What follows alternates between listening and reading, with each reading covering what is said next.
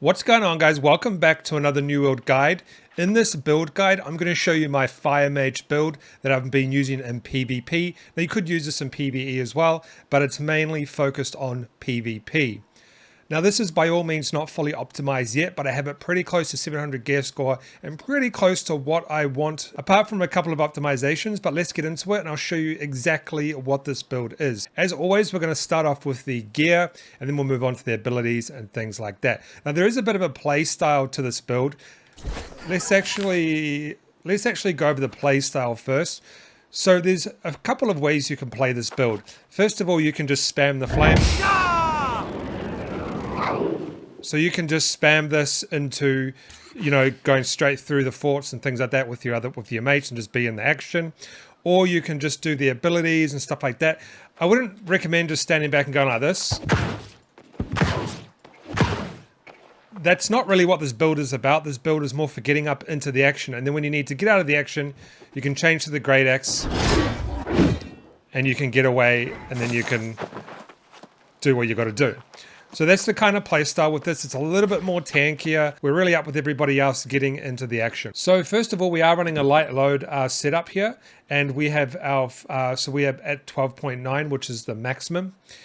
This is the headpiece I'm running. This is a heavy headpiece. Now I did craft this myself. This has accelerating flamethrower, which we would want to roll with, shirking heals and health. Now this is essentially best in slot for this build, but this one I actually crafted myself. I didn't buy it or anything like that. We have the featherweight, which is refreshing, physical, aversion, and health. Now this I just rolled from the kiln, and this is enchanted ward, refreshing, and thrust conditioning. I do want to change this out and get rid of thrust conditioning. It's kind of a useless conditioning is not that good because you have to get hit first and then it actually comes into play. It really just depends. And also the way you build things depends on your server. Like for example, in my server, Outpost Rush is full of bow players, right? So I have a lot of gems for fighting thrust and things like that. But anyway, that's the gloves.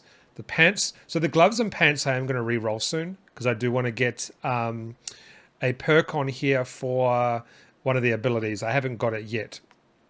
And that'll be it.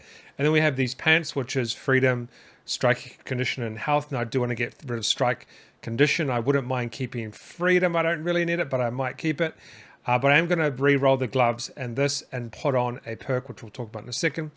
And then these boots, heavy, running enchanted ward, fire harnessing, and health. Now keep in mind, guys, enchanted ward only works on light and heavy attacks, not abilities. So you really have to kind of, if you really want to get down to best in slot, it's going to depend entirely on your server. So on my server, there's a lot of noobs that don't really know how to do abilities or they mess them up. So a lot of the times they're doing heavy attacks and light attacks. And same with the bows. I'm getting spam with bows all the time, light and heavy attacks. So that's why I run enchanted ward on quite a few of my pieces. And I have fire harnessing. Now the gems I'm running on my gear is ignited. So I get 2% damage and thrust absorption, 2% damage. I just have a void on here right now because I haven't done another rune glass. Thrust. And then I have a little bit of nature damage absorption here. And then obviously fire damage +2. This is the fire staff that I'm using. Flame Attunement, Keenly Jagged, and Keen. Now I like Keen. A lot of people use Vicious on theirs. You can really kind of just change it to whatever you want. But Keen I really do like. And the reason why I like Keen is because I want to get as many crits as I can because of Keenly Jagged. I do like Keenly Jagged. I want to do a lot of damage over time with my build. Now I'm running the gem that gives you 20% damage against targets below 30% health. Now the reason why is because I was finding it extremely difficult to finish off players. Just this season, it's really hard to finish off a lot of the players because of like I'm shirking heals and things like that. So I am finding this 20% damage against targets below 30% health is helping quite a lot with this build. And then I'm running the Abyss Great Axe. I'm only really running this to get away from players. I don't use it too much. This is the amulet that I'm running. Fire protection, health, and fortify recovery. Now, once again, the fire protection is really, the protection just depends on your server. For example, my server, a lot of bows, a lot of other fire stuff uses. The ring. I am running fire damage plus 7.1%, and then hearty, and then burning. Now, a lot of people would rather run keen awareness on the ring instead of, I think, fire damage. I think kind of both. Now, the reason I'm not running keen awareness is because there's a 50% crit cap on the game. So critical chance, I should say. And you actually get quite a lot of critical chance with this build. Like, for example, I have 10% on this and then another 7%. So that's 17% just there. And then you actually get 15% just for holding the fire staff in your hand. So that's 32% already just from that, depending on the abilities that you choose. But with the abilities that I've chosen, I'm over 31%, 32% without keen awareness. So that's why I'm running fire damage. Now, this is the airing that I'm running. Pretty standard stuff: refreshing, toast, and regenerating. So now let's look into the abilities and skill tree and stuff like that. But this is the gear that I'm running. By all means, it's not perfect right now, but I am going to get it perfect. These are the attributes that I'm running. I am running 200 Constitution. It's just worth it in OPR right now to be running it. You get benefits. 380 Intelligence. I'm running 25 Dexterity. The reason I'm running 25 Dexterity is just for a plus 5% critical chance. You could also run 5% light damage as well. I'll put in 25 in the Strength. So with my Fire Staff and with the, if you actually go to Fire Staff here, just for holding your Fire Staff, your critical strike damage is increased to 15%. Plus on my Fire Staff, I have 10% plus 7%, so that's 17%, so that's 32%. And then if we go back to here and we go to here, we have 37%, I think, with the 5% crit chance.